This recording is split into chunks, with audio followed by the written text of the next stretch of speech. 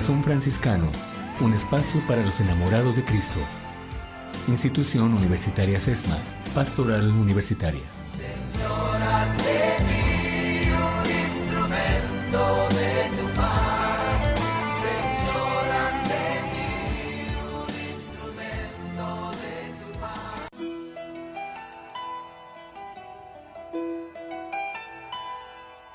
Le damos nuestro cordial saludo a nuestro gran amigo Heldrich Melo, quien es la persona encargada de orientar a esta importante dependencia de nuestra querida institución universitaria CESMAC. Muy buenas tardes, ya casi noches, Heldrich, bienvenido como siempre y queda con todos sus y nuestros oyentes. Muchas gracias, Julito. Es un honor para mí también estar nuevamente con nuestros queridos radioescuchas de la potente y popular Ecos de Pasto, como tú bien lo mencionas. Gracias a ustedes por ese espacio que nos brindan, ese espacio de entrar en su corazón. Precisamente así se llama nuestra franja, Corazón Franciscano, un espacio para los enamorados de Cristo, los enamorados de ese Dios que es todo para nosotros. El sumo bien, como le decía San Francisco de Asís, el todo bien, de quien procede todo lo bueno, todo lo que va en bienestar de sus hijos, nosotros. Un abrazo para ustedes en sus familias, en sus instituciones, en sus lugares de trabajo, de estudio, en sus casas.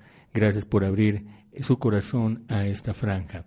Julito, pues continuamos precisamente hoy con un tema muy importante, ¿no? Estamos desde hace unos cuantos jueves trabajando aspectos fundamentales de la espiritualidad franciscana. Dentro de la espiritualidad franciscana se estudia el proceso vocacional de Francisco. ¿Qué son esos aspectos o factores fundamentales en la vida de Francisco que lo llevan a tener un encuentro con Jesús? Un encuentro que duró muchos años, un encuentro que lo llevó incluso 2 años antes de su muerte a tener los estigmas. El primer hombre estigmatizado, 2 años antes de morir, recibe ese regalo del Señor en su cuerpo, la impresión de las llagas, de las 5 llagas de Cristo, las 2 de las manos, la de los pies y la del costado, como lo dicen los biógrafos primitivos de esta espiritualidad. ¿Qué significado tiene esa estigmatización, mi estimado Heldrich? La estigmatización tiene un significado, además de que es un regalo de Dios, ¿sí? Significa también la entrega de la persona. O sea, Cristo mismo mira en la persona que se entrega a Él, tal entrega, tal valor, tal corazón abierto de esa persona que le regala sus impresiones, Entonces es importantísimo para nuestra espiritualidad porque es el primer santo estigmatizado, además de que hay 2 tipos de estigmas, ¿no? Un estigma que es como regalo de Dios y otro tipo de estigma que es una estigmatización que nace de nuestra propia cuerpo, nuestro propio ser, ¿sí? Entonces, ese estigma significa que Dios tiene puestos los ojos en esa persona, que le ha abierto plena y totalmente su corazón. Perfecto.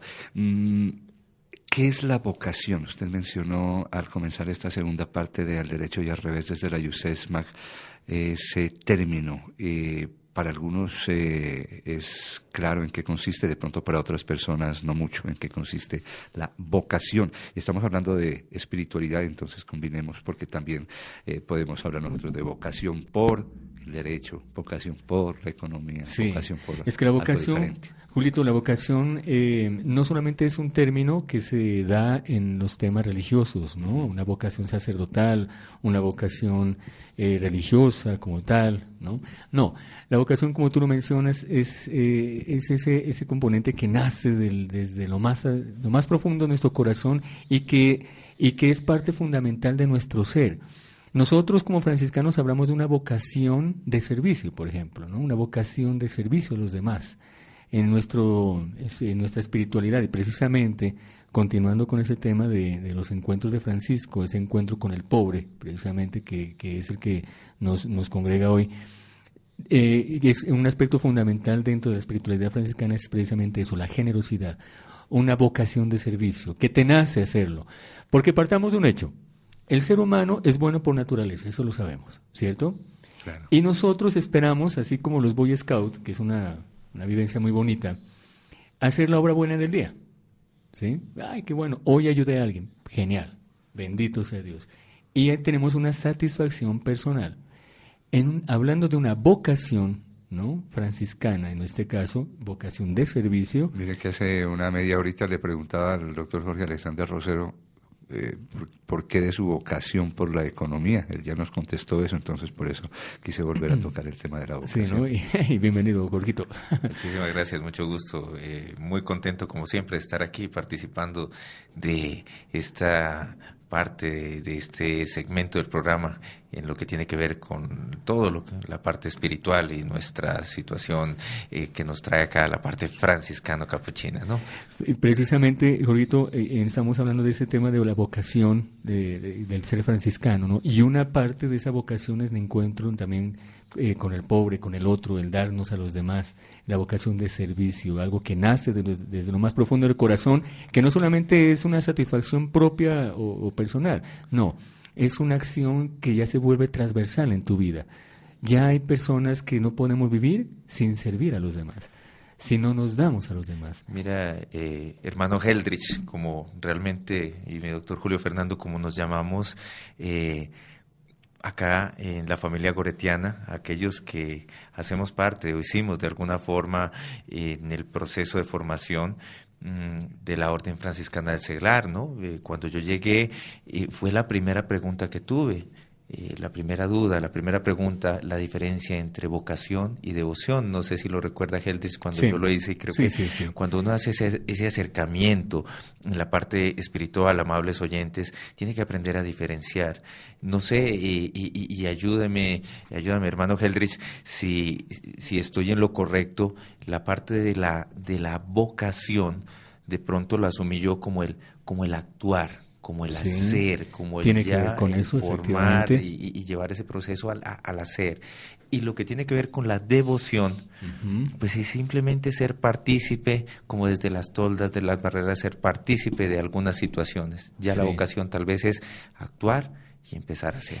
Precisamente a las personas que aspiran a ingresar a nuestra orden, se les hace un proceso de discernimiento. Tú tienes toda la razón. Una cosa es la vocación y otra cosa es la devoción. ¿La devoción qué es? La devoción es una admiración, es una afinidad, cierta afinidad. San Francisco de Asís es un santo que lo quiere todo el mundo. Incluso hay alas del islamismo, desde la religión islámica, que veneran a San Francisco de Asís. Recordemos que en la historia, San Francisco, en la época de las cruzadas, él viajaba como misionero y se hizo amigo del sultán y lo frecuentaba. No solamente una, sino dos y más veces. Y lo más importante, que Francisco no condenaba, no juzgaba. Él buscaba acercarse en términos de paz. Mientras por otro lado había la guerra a espada limpia, Francisco utilizaba la fraternidad, la amistad, el amor para acercarse, y logró acercarse a la máxima autoridad en ese entonces de la religión islámica, que era el sultán. Entonces San Francisco todo el mundo le tiene de su devoción, es un santo admirado por muchos, incluso hay una ala de los católicos anglicanos en Inglaterra propiamente que son franciscanos, ¿sí? Entonces esa admiración se torna en una devoción, la gente le reza, le ora. Pero cuando hablamos de vocación ya se convierte en un estilo de vida, donde nuestro referente primario es Cristo. No podemos olvidar eso, es Cristo, su enseñanza, su evangelio, su vida, su historia, su acción antes, durante y posterior a su crucifixión, con su resurrección. Por algo estamos aquí con nuestra fe. Entonces se convierte en esa vocación franciscana que surge 1200 años después de Jesucristo, una persona, San Francisco de Asís, como que quiere fortalecer, reafirmar, seguir propagando, si se puede decir así, ese mensaje de Jesús, y que lo convirtió en un estilo de vida que ha durado 800 años, poco más de 800 años. Una espiritualidad muy rica que renovó a la Iglesia. Pero de ahí se parte, ¿no? De ahí se parte. Y ese proceso vocacional de Francisco lo estamos cumpliendo o viviendo todos, ¿sí? Entonces, Esa es la vocación. Te conviertes ya en un estilo de vida, donde tú vives en función de servir a los demás, de amar a los demás, de mirar a los otros como tus hermanos, no mirar a nadie, ni por encima ni por debajo tuyo, sino como un igual a ti, porque ser hijo de Dios. Mire, y algo, doctor Julio Fernando, que nos identifica, ¿no? Acá como comunidad, como funcionarios y como parte de esta familia franciscano-capuchina, regida bajo los principios también de la Santa María Goretti, ¿verdad? Y es precisamente eso, que cuando uno se acerca a esa comunidad o a esos principios, pues no necesariamente es rezar, no necesariamente es, como dicen coloquialmente amables oyentes en el argot popular, doblar rodilla y rezar, sino que bien lo ha dicho el hermano Heldrich, es la parte de la fraternidad, ¿no? El compartir. Y qué bonito fue estilo de vida, ¿no? Ese estilo de vida, mi doctor Julio Exacto. Fernando, ese compartir, y creo que uno lo percibe como funcionario acá en la institución universitaria SESMAC. Sí, claro, obviamente es algo como inherente, digamos, a la comunidad, la fraternidad, esa hermandad que hay entre los funcionarios y que se trata por parte también del cuerpo docente, que poco a poco se va compenetrando con esa filosofía de llevar al estudiantado, a los muchachos, a las muchachas, a las señoras, a los señores que llegan en búsqueda de conocimiento y de superarse en la vida. Realmente la IUSESMAC pues es obviamente de la comunidad franciscano-capuchina, es católica, pero hay pues inclusión, o sea, también tenemos personas que son de otras religiones y que se sienten muy bien acogidas porque pues no podía ser de otra manera. Si estamos pregonando la hermandad, la fraternidad, pues no podría de ninguna manera existir discriminación, ¿no? Sí, efectivamente. ¿Por qué? Por una sencilla razón, ¿no? Bueno, si se parte de un hecho que la institución es confesional, ¿no? Una confesión católica. Adicional a eso, tiene un carisma específico que es el franciscano, ¿sí? El carisma específico por ser fundada por nuestros hermanos menores capuchinos, que son franciscanos. Adicional tiene a eso un componente que enriquece un poco más, que es la filosofía personalizante y humanizadora, que es el legado de nuestro fundador, donde el centro es la persona, ¿sí? La persona no como objeto de investigación, sino como sujeto de todo bienestar, ¿sí? Como sujeto. Entonces, se trata de irradiar y permear en todas las instancias de la institución esta espiritualidad, que nosotros nos sentamos franciscanos. Y el sentirse franciscanos, obviamente, tiene que partir de un hecho de que tenemos que ser buenos cristianos, ¿sí? Y tratarnos bien los unos a los otros, mirarnos como iguales, como hermanos, ¿sí? Miren, yo cuando a veces estoy con los estudiantes, a veces les digo algo que a veces como que no cuadra, ¿no? Como que me miden, oye, ¿cómo usted va a decir eso, no? Siendo el director de pastoral, ¿sí? Yo le digo, miren, muchachos, y les doy la bienvenida en nombre de la institución, bueno, todo el discurso. Y al final les digo, no quiero saber quiénes son católicos y quiénes no lo son, no me interesa. O sea, a mí no me interesa si son católicos, son protestantes, son de otras denominaciones, no me interesa. En últimas todos somos hermanos, ¿no? Claro, y ese discurso es el que yo utilizo para evangelizarlo, es decir, a mí me interesa usted, como persona, como mi hermano, indistintamente de su religión, yo lo miro a usted como mi hermano, como un hijo de Dios, que es mi hermano, al cual yo estoy llamado a ayudar, a servir, a ayudarle a crecer.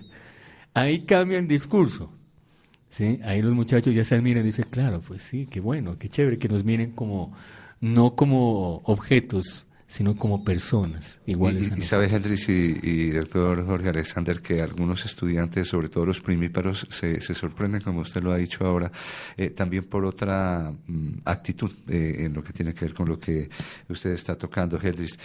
Pues aquí, por ser una institución confesional, obviamente, en determinadas fechas hay Eucaristía, ¿no? Pero nunca se ha fijado como algo obligatorio su asistencia. Entonces, a los muchachos que de por sí son como muy reacios a verse presionados a cualquier cosa. Yo creo que a ellos no les gusta ni que los presionen a ir a un partido de fútbol. Pues dice, si yo no quiero ir, no tengo por qué ir, ¿por qué me va a obligar a ir a un partido de fútbol? De pronto, en alguna institución o católica o de cualquier otra religión les pueden decir es obligatorio ir a un culto religioso y se van a sentir mal. Yo creo que aquí los muchachos, las muchachas, los señores y las señoras se sienten muy bien porque a sabiendas de que es una institución confesional católica, franciscano, capuchina y goretiana, pues nunca se han sentido obligados, nunca se han sentido presionados a compartir pues esas creencias que nosotros tenemos, ¿no? Sí, efectivamente. Ahora, la universidad es un mundo chiquito, ¿no? Es de la ciudad en diminuto. Todo lo que pasa fuera de las puertas de nuestra querida institución pasa dentro de la institución misma, ¿sí? Las increencias, estamos llenos de tanta cosa. Entonces, el reto de la pastoral y de hablar un lenguaje de Dios es precisamente eso, un reto constante. ¿Cómo yo le hablo o le demuestro a alguien que a veces ni cree? Porque pues partamos de un hecho, ¿no? Vienes de la familia, en las escuelas privadas, públicas, a veces no tocan esos temas, ¿sí? O muy poco, ¿no? Se los sacó a Dios de las aulas, ¿no? Entonces, cómo eso influye en un mundo universitario donde el muchacho muchacho y todos, me atrevo a decir que toda la población llega con una formación previa, ¿sí? O una deformación previa. Entonces, eso para nosotros se convierte en un reto constante. ¿Cómo yo le demuestro que existe Dios a alguien que en su vida lo ha experimentado? O que no ha querido experimentarlo, o que ha sufrido demasiado. Hay casos, por ejemplo, que llegan a nuestra oficina terribles y que hacen que esa persona dude. ¿Cómo yo le demuestro que a una persona que ha tenido una infancia trágica, compleja, o que va al otro extremo, que lo ha tenido todo, que no le ha faltado nada, ¿sí? ¿Cómo le demuestro que Dios existe, que Dios lo ama? Eso se convierte en un reto, tenemos que hacerlo muy vivencial. A veces yo digo algo que suena hasta medio herético. Yo tengo que hacer de Dios, en los muchachos o en la gente, tengo que hacer a un Dios que se pueda tocar, a un Dios que se pueda comer, a un Dios que se pueda abrazar. Así, a un Dios vivo, a un Dios que nos ama, tengo que demostrarlo ¿cómo? Amando. Pero mire que la estrategia del área de pastoral es bastante interesante, amables oyentes, cómo trabaja poco a poco esa parte de la fraternidad, y bien lo dice el doctor Julio Fernando, es que al joven de hoy no se lo puede presionar. De hecho, culturalmente, casi que ni a nosotros los colombianos. Mire, ayer yo observaba un video donde un conferencista decía, mire, la particularidad del colombiano. Si usted le dice al colombiano, el colombiano es tan hábil que la que no se la sabe, se la inventa, pero no le gusta que lo presionen. Entonces, usted le dice a un colombiano, por favor, señor colombiano, súbase a ese árbol. El colombiano inmediatamente le dice, ¿y para qué me voy a subir? ¿Verdad? Esa es la particularidad del colombiano. Pero si usted le dice al colombiano, a ver colombiano, ¿a qué no sos capaz de subirte allá a ese árbol? El colombiano, pase lo que pase, sale corriendo y lo hace. Entonces, mire cómo ustedes en pastoral, sin necesidad de presionar y tal vez volteando un tantico la estrategia, porque es una cuestión cultural, ¿verdad? Ya es una cuestión cultural y no solo de jóvenes, sino en sí de nosotros los colombianos como tal, que somos capaces de todo. Que somos tan hábiles de aprender, que somos tan hábiles de desaprender, de acoplarnos al clima. Mire que cuando se van a otros países, los colombianos siempre pegan, los colombianos siempre llegan. El colombiano o nuestra cultura siempre, y el nariñense de por sí, es una persona trabajadora, una persona jovial, que a cualquier lugar donde usted lo lleve, se acopla. Entonces, mire que volviendo al caso de la oficina de pastoral, pues ustedes lo hacen muy vivencial, hacen actividades, por ejemplo, actividades donde los estudiantes participan desinteresadamente y los he visto algunos, por ejemplo, en el caso de la colecta Manos Abiertas, donde los estudiantes y las facultades empiezan, ¿verdad?, en una competencia, digámoslo así, entre comillas, sana, por ver cuál aporta un poquito más y cuál facultad sobresale a la hora de compartir y de poder llegar a las personas que lo necesitan en algunas comunidades vulnerables. Es que esa es parte de la estrategia de formación. Nosotros hablamos de un Dios y lo tratamos de hacer visible en muchos aspectos, ¿no? Y de hacer tangible. Especialmente hay estudiantes, bueno, que son muy apáticos. ¿Y cómo llegamos a ellos? Hombre, generando espacios para ellos, ¿sí? Tal vez a Dios no se lo habla mucho, pero sí se lo demuestra. Y en actividades puntuales, como la que usted menciona, Jorgito, que es la del aspecto de dar, ¿no? Estamos trabajando también la formación solidaria en ellos. Como ellos saben que una libra de arroz, sumada a más libras de arroz y a otras cositas que nos han llegado, podemos alimentar familias enteras, podemos alimentar personas enteras, ¿sí? Eso es fundamental dentro de nuestra espiritualidad, donde al estudiante, donde a la persona se le da el lugar que le corresponde. Esa es nuestra misión como pastoralistas, como pastores dentro de la institución, representantes de la iglesia. Darle a la persona el lugar que le corresponde como hija de Dios. ¿Por qué? Hoy en día la gran falencia que tenemos es que no valoramos a la persona. Valoramos muchas cosas. Valoramos lo material, lo tecnológico, todo, la posición, el estatus, todo, pero a veces olvidamos que la persona merece ser reconocida. Yo quisiera, antes de finalizar... Sí, tenemos un minutito ya, don Erasmo Escobar Santander, vea, se empieza a desesperar porque se acorta el tiempo. Sí. Hay una frase muy bonita dentro de que un franciscanista la coloca en el estudio que hace de su proceso vocacional de Francisco, que dice, hablando acerca de lo que usted, Jorgito, mencionaba hace unos momentos: la vocación es auténtica si no se reduce a una relación intimista con Dios, sino que abre a la persona al servicio de los otros. Nuestra espiritualidad franciscana no es egoísta. Un Dios para mí, donde yo le oro, le rezo, no, eso es parte. Tiene que abrirme al encuentro con los otros, a ofrendarme a mí mismo a los otros. Bueno, pues el doctor Jorge Alexander Rosero Ordóñez, nuestro coordinador académico del programa de Derecho, a nuestro amigo psicólogo Heldrich Melo, quien orienta pastoral universitaria de la UCESMAC, pues muchísimas gracias por haber compartido con nosotros en este jueves en Semana de Asueto, mientras todo el mundo descansa en la UCESMAC, nosotros aquí al pie del micrófono, con muchísimo gusto, pues compartiendo con nuestros amables oyentes. Doctor Jorge Alexander, hasta mañana. Hasta mañana, un gusto como siempre compartir con ustedes, hermano Heldrich. Que Dios les bendiga a ustedes también y a sus casas y a todos nuestros oyentes. Perfecto, mi estimado don Erasmo Escobar Santander en la parte técnica, el micrófono el doctor Jorge Alexander Rosero Ordóñez, su servidor Julio Fernando Rivera Vallejo. Hasta mañana a la misma hora, muy amables y que Dios los bendiga.